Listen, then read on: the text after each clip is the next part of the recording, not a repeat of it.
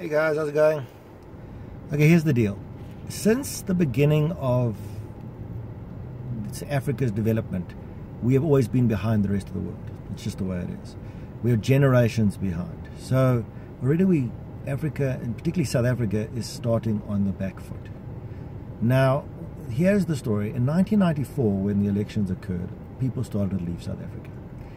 And I don't want to prioritize the difference between black and white, but as of a few weeks ago, the documented number of people that have left South Africa, white people, I'm talking about Portuguese, the Jews, white Afrikaners, all that stuff, is 500,000 people.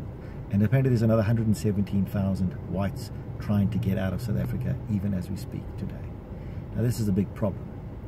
Now, if you think about the generations that are involved in businesses in particular, you have an individual that starts a business, say in the 1970s. And then he builds the business and he's motivated and he sends his kids to government school, for example. And then what happens is the kids eventually join the family business, and the father over time gets very old and he retires, and then the kids take over and the company grows and grows and grows, and you have a premises, and they design the premises according to the business, whatever the business is. And so the business grows, and eventually what happens is the children, this is the third generation of the businesses, these kids then get sent to private schools, and these kids become qualified, perhaps actuaries or doctors or lawyers, and they don't want to join the family business, the so-called family business. And then the father of the second generation, he gets old, he gets 60, 70 years of age, and his kids are no longer wanting to join the business, and suddenly you're in a situation where he realizes that he can't run the business. So what does he do? He puts the business up for sale and he sells it. Maybe he sells it for 10, 20 million rand, and then the business is now put into the hands of somebody who doesn't know really how to run the business. And he takes his money and he leaves. Normally they leave, they go overseas. And the children have normally gone overseas too, with all their knowledge as well. So suddenly a person takes over this business, he doesn't know how to run it. He doesn't have the generations of knowledge. And within a few months or a few years, the business closes down. And the business now sits, and it's a vacant business, a vacant building. But the problem with this building is that the entire building was designed around this one business. So anybody that buys this business premises, suddenly they look at it and they say, you know, I've got to modify this entire business premises to suit my needs. It's not going to be economically viable. Eventually what happens is the premises is sold on auction at a much lower price, and somebody takes it over, and it's usually somebody like a taxi company or somebody that doesn't pay taxes. Now remember, during this process of the demise of this business, the staff that were employed in that business have now been retrenched. So a business could have had 100 people or 500 people, 1,000 people. They have now been retrenched, so they're now in the market looking for work, and that's a big problem. Now this is the problem that's happening in South Africa. Now what I want you to visualize is a bathtub full of water, separated in two layers, the clean water and the dirty water. And what happened in 1994 is that somebody drilled a hole in the bottom of the bathtub, and over the last 20, 25 years, the water's slowly been draining out. The tap, it's been dripping, there's water dripping in, but not enough in comparison to the amount of water that's running out. So eventually what happens is the water starts running away, and eventually all the good water, the educated people, the sharp people, the smart people, those people that have money to start businesses and so on, have left. They've left the country.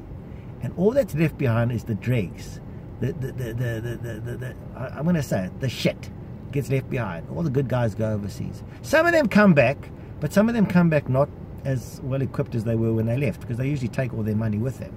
So all that money is going, all that experience is going, all that knowledge is going, and what is left behind is a generation of unqualified individuals.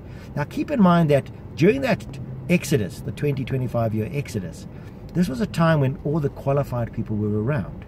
Now what's happened is we now want a change in South Africa. We want to get rid of the ANC and put in a better government. So let's assume we put the DA into power. Then what happens is we now expect the DA to suddenly fix the country, but guess what? All the qualified people have left.